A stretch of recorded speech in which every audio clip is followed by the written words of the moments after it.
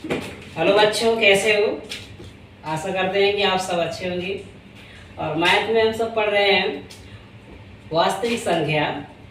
और वास्तविक संख्या में अभी तक हम लोगों ने कवर कर लिया है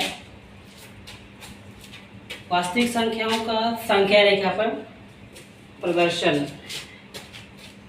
जैसे पिछले लेक्चर में हम लोग पढ़े थे कि आखिर संख्याओं को कैसे संख्या रेखा पर प्रदर्शित किया जाता है। आज के लेक्चर में सीखने वाले हैं वास्तविक संख्याओं पर संक्रियाएं, जिसमें करड़ी वगैरह पढ़ेंगे। करड़ी आपने देखा होगा, क्लास बचपन वाले क्लास में देखा होगा। 6, 7, 8 सारी 6 में नहीं है, 8 में आप जरूर देखेंगे करड़ी, ऐसे कुछ।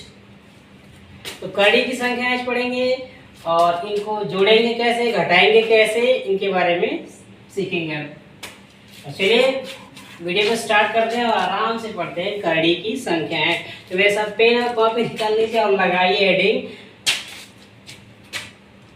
वास्तविक संख्या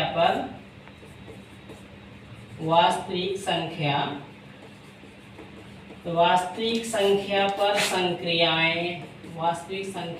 संक्रियाएं ऑपरेशन ऑन रियल नंबर्स।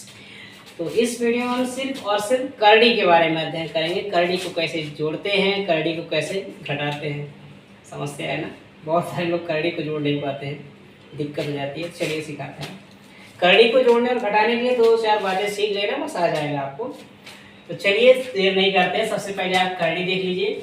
करड़ी कैसे बनता है सब लोगों ने जरूर देखा होगा। करड़ी से बनता है, करड़ी 2 हो गया, करड़ी 3 हो गया, करड़ी 5 हो गया, करड़ी 6 हो गया। आप लोग जरूर मन में आ रहा है सर करड़ी 4 क्यों नहीं लिखे? तो इनमें फर्क है। करड़ी 4 क्या है, करड़ी 3 क्या है, इनके बारे में अलग अलग डिटेल से स्टडी करेंगे। करड़ी 4 दूसरी संख्या है और करड़ी 3 दूसरी संख्या है। आपने इसके पहले पढ़ा होगा परिमेय, अपरिमेय संख्या। तो परिमेय संख्या क्या होती है, अपरिमेय संख्या क्या? तो परिमेय संख्या आपने सीखा होगा कि वे सभी संख्याएं जिनका दशमलव प्रसार या तो शांत हो या तो अशांत, अनवसानी। और वहीं आपने पढ़ा होगा अपरिमेय संख्या। अपरिमेय संख्या वे संख्याएं होती हैं कि जिनका अगर दशमलव प्रसार करना शुरू करें तो उनका दशमलव प्रसार कभी करता नहीं है और ना ही संख्या कोई बार बार रिपीट होती है। अलग अलग संख्याएं अलग अलग बार तक आती हैं। मतलब वे सभी संख्याएं जो p/q के फॉर्म में ना लिखी जा सके, जिनका दशमलव प्रसार अशांत अनवसानी हो, उसको क्या कहते हैं, अपरिमेय। और अपरिमेय संख्याओं को दूसरे शब्दों में ऐसे परिभाषित किया गया है, करड़ी के रूप की जितनी संख्याएं होंगी उनको अपरिमेय बोला जाता है। करड़ी के रूप की जितनी संख्याएं होंगी उनको क्या बोला जाता है, अपरिमेय संख्या। तो यहाँ थोड़ा सा और जानकारी लेना है कि कौन कौन संख्याएं हैं जो करड़ी के रूप में रहेंगी और कौन कौन संख्याएं हैं जो करड़ी के रूप में नहीं रह सकती। जैसे हमने 4 लिख दिया है ना, करड़ी 4 का मतलब ये हुआ कि आप इसको करड़ी 4 को 4 का गुणनखंड करके 2 × 2 के रूप में लिख सकते हैं। अब 2 × 2 के रूप में जब लिख दिए तो आपका ये 2 का क्या बन गया, जोड़ा बन गया। तो आपको सिखाया गया था छोटे क्लास में, बचपन वाले में, जिसका जोड़ा बन जाता है वो आ जाता है करड़ी के बाहर और जिसका जोड़ा नहीं बनता वो करड़ी के अंदर। तो सब लोगों ने सीखा होगा कि करड़ी 1 का जो वर्गमूल होता है वो क्या होता है, 1। तो इस प्रकार 2 और 2 का बन जाएगा जोड़ा। जब जोड़ा बन जाएगा तो आ जाएगा बाहर, जब बाहर आ जाएगा तो क्या बन जाएगा, वो बन जाएगा 2। और हमको पता है 2 प्राकृतिक संख्या है, 2 पूर्ण संख्या है और 2 पूर्णांक भी है।